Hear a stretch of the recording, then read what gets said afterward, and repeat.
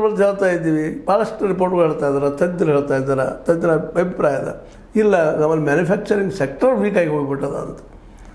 ಅದಕ್ಕಾಗಿ ನಮ್ಮ ನಿರುದ್ಯೋಗ ಹೆಚ್ಚಾಗಿದೆ ಅನ್ನೋದು ಪ್ರಬಲವಾದ ವಾದ, ಮತ್ತು ಅದಕ್ಕೆ ಸಾಕಷ್ಟು ಆಧಾರ ಕೊಡ್ತಾ ಇದ್ದಾರೆ. ಯಾಕಂದರೆ 34 PSUಗಳ ಪ್ರೈವೇಟ್ದವ್ರು ಕೊಟ್ಟರು, ಅವು ಸರಿಯಾಗಿ ನಡೀತಾನೆ ಇಲ್ಲ.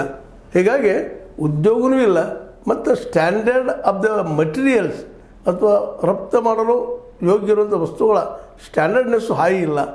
ಅದ್ರ ಮೇಲೆ ಮತ್ತು ಸುಂಕ ಒಂದು ಅವ್ರ ದೇಶದಾಗ ಹೋದಾಗ ಅಮೇರಿಕಾಗೆ ನಾವು ಏನೋ ಒಂದು ವಸ್ತು ಹೋಯ್ತಪ್ಪ ಅಂದ್ರೆ ವಿಶೇಷವಾಗಿ ಅದ್ರ ಮೇಲೆ ಸುಂಕ ಧ್ರುವೀಕೃತ ನೈಸರ್ಗಿಕ ಅನಿಲ ಆಗಿರ್ಬೋದು, ಕಚ್ಚಾ ತೈಲ ಆಗಿರ್ಬೋದು, ಕಲ್ಲಿದ್ದಲು ಆಗಿರ್ಬೋದು, ಇಂಥ ಯಾವುದೋ ವಸ್ತು ಇವುಗಳ ಅಲ್ಲಿ ಹೋದರೆ ಅದರಲ್ಲೂ ಮುಖ್ಯ ನಾವು ರಫ್ತು ಮಾಡುವಂಥದ್ದವ್ರಿಗೆ ಜವಳಿ, ಔಷಧ, ಮತ್ತು ಆಭರಣ, ಪೆಟ್ರೋಕೆಮಿಕಲ್ಸ ಇವುಗಳ ಮೇಲೆ ಟ್ಯಾಕ್ಸ್ ಹೆಚ್ಚಾದರೆ ಮಾರಾಟ ಕಡಿಮೆ ಆಗ್ತದೆ.